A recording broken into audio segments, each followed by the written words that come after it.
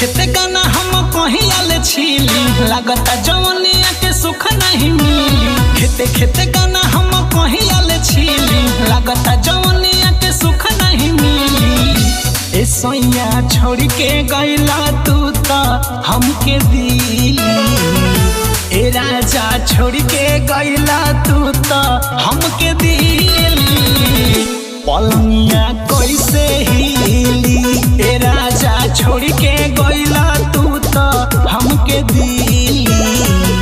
पलंगिया कैसे हिली।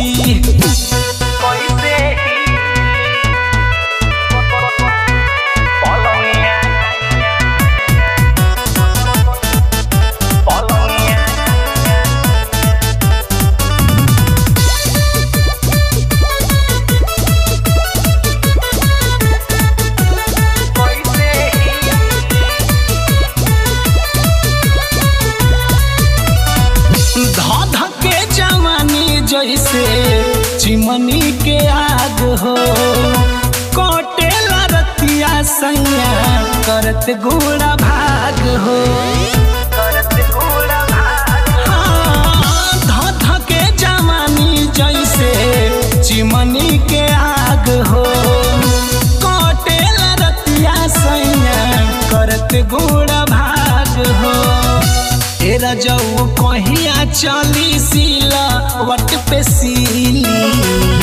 ए सैया कहिया चली सीला वट पे सीली।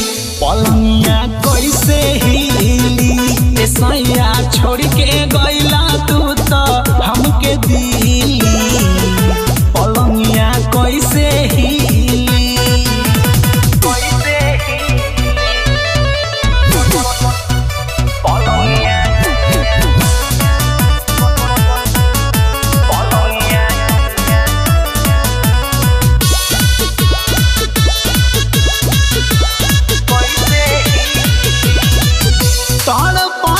चूड़ी कंगना चोली चरमराता कैसे बताई शुभम काका खजुआता।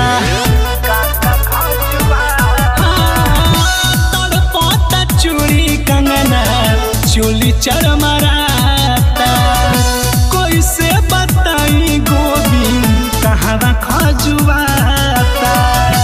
तोरा मरित राकेश तोहरा बिना कैसे जीली। तोरा मरित राकेश तोहरा बिना कैसे जीली। पलंगिया कैसे हिली। ए सैया छोड़ के गइला